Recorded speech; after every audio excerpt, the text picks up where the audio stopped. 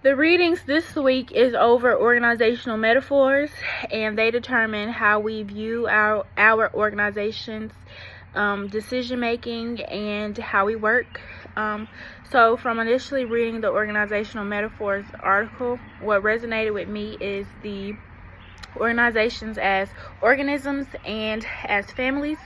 So the organisms stated that organisms evolve and change with their environment, so they learn and adapt to new changing environments, just like an organization would to its market. And I feel like that is, like, nowadays, an organization that has that quality is a good one. It also stated organisms as people. Just like people have personalities, an organization can have different characteristics, and so that the characteristics determine what type of organization that is.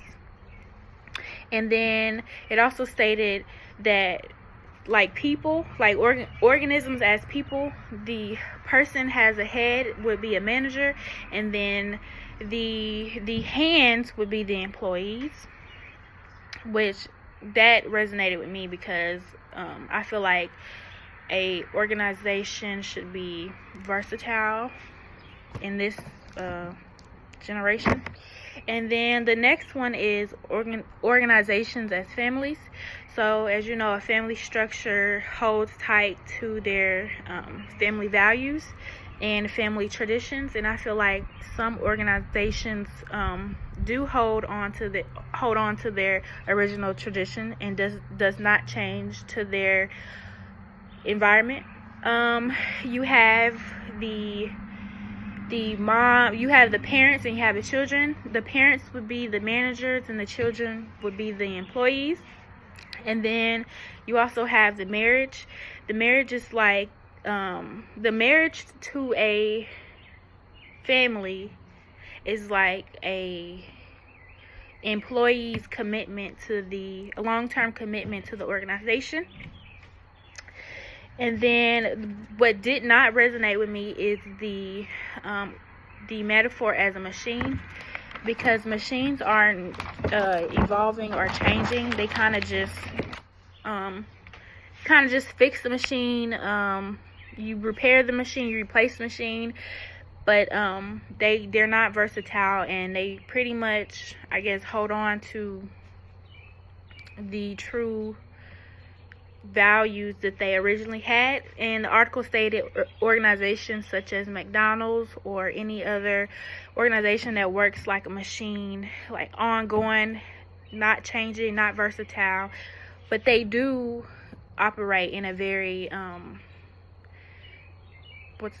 big way. Like, it's needed as part of machine metaphor is needed as part of an organization. So the storytelling article stated that the machine metaphor is actually terrible for any organization because it doesn't change in the environment. So I do agree with that. So the last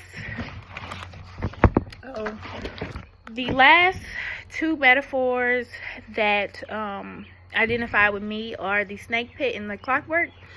So I identify with the snake pit because I've worked in several different restaurants, and I realized that this one is stated that people do not like to work together. It's kind of like every man for himself. Things often fall apart and no one knows what's going on, and the manager roles are often like interchangeable. For example, a team leader would be doing like a manager's job, or the managers will often do each other's roles, swap roles. The next one is the clockwork metaphor, and this one, they're kind of like opposite, but this one is more positive. When I think of this one, I think of more like a company like Google, and they hold strong company values and they want to carry out their mission.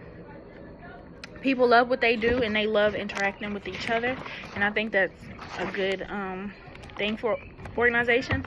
But I feel like not one metaphor describes an organization. They all kind of have bits and pieces of what a good organization should have.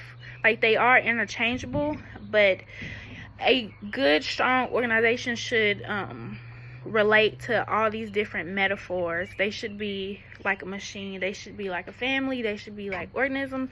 They should be like a clockwork, etc., so they can all function properly, if that makes sense.